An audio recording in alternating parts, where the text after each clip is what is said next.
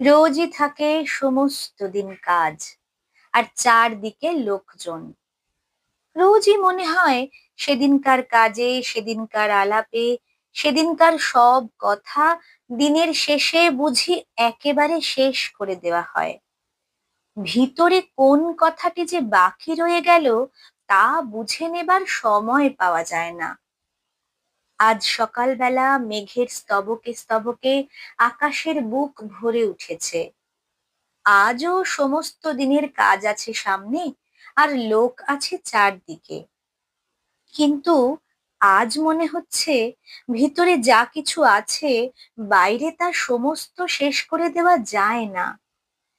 মানুষ সমুদ্র পার হলো, পর্বত ডিঙিয়ে গেল, পাতালপুরীতে সিঁধ কেটে মণিমাণিক চুরি করে আনলে, কিন্তু একজনের অন্তরের কথা আর একজনকে চুকিয়ে দিয়ে ফেলা এ কিছুতেই পারলে না।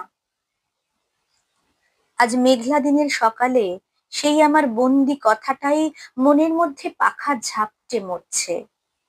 ভিতরের মানুষ বলছে, আমার চিরদিনের সেই আর একজনটি কোথায়, যে আমার হৃদয়ের শ্রাবণ মেঘকে ফতুর করে তার সকল বৃষ্টি কেড়ে নেবে।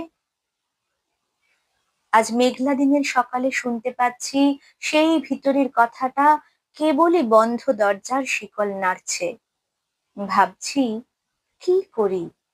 কে আছে যার ডাকে কাজের বেড়া ডিঙিয়ে এখনই আমার বাণী সুরের প্রদীপ হাতে বিশ্বের অভিসারে বেরিয়ে পড়বে?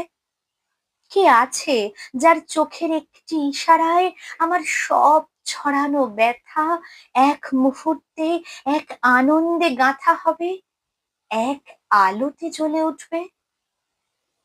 আমার কাছে ঠিক সুরটি লাগিয়ে চাইতে পারে যে আমি তাকেই কেবল দিতে পারি।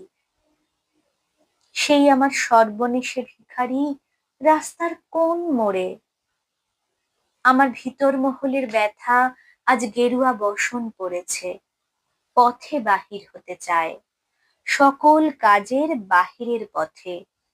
যে পথ একটি মাত্র সরল তারের এক তারার মতো কোন মনের মানুষের চলায় চলায় বাজছে।